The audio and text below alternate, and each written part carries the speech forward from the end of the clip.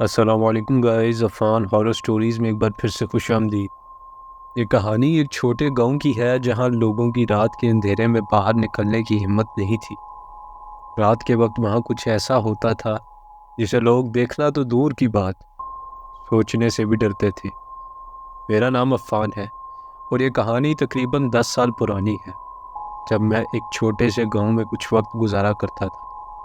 گاؤں کے لوگوں کے چہرے پر ہمیشہ خوف اور راز چھپے رہتے تھے۔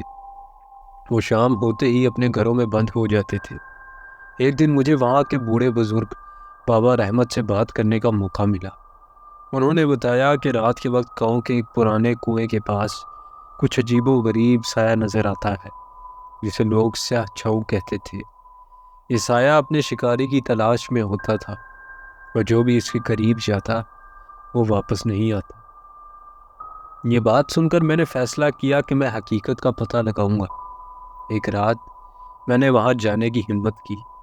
آدھی رات کا وقت تھا اور چاند کی مدھم روشنی ہر چیز کو اور زیادہ خوفناک بنا رہی تھی۔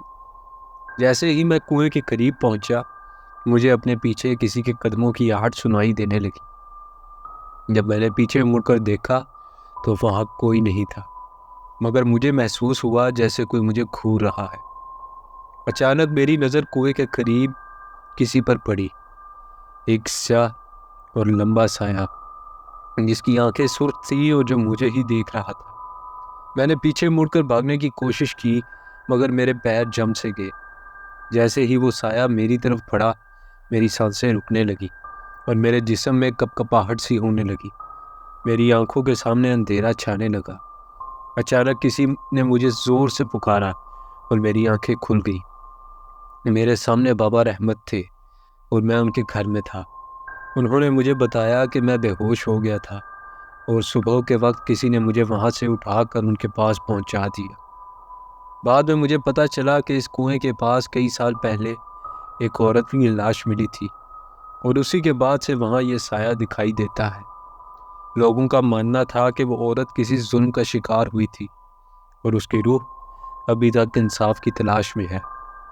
اسی وجہ سے لوگ رات کے وقت اس جگہ کے قریب جانے سے کتراتے تھے۔ یہ واقعہ میری زندگی کا سب سے خوفناک تجربہ تھا۔ اس گاؤں کو کبھی نہیں بھول سکتا میں، اور اس رات کی سیاہ چھاؤں کا تصور کرتے ہی میرے رونگٹے کھڑے ہو جاتے ہیں۔ اس کہانی سے ہمیں یہ سبق ملتا ہے کہ کچھ جگہوں پر کچھ واقعات، کچھ یادیں اپنے پیچھے ایسے راز چھوڑ جاتی ہیں جو وقت کے ساتھ ختم نہیں ہوتے۔ وہ ہمیشہ کے لیے اس جگہ کا حصہ بن جاتے ہیں اور ہر آنے والے کو اپنے وجود کا احساس دلاتے ہیں۔ دوستو، امید کرتا ہوں آپ کو یہ سٹوری انٹرسٹنگ لگی ہوگی۔ اگر آپ کو ایسا ہی ہارر کنٹینٹ پسند ہے تو عفان ہارر سٹوریز کو سبسکرائب کریں۔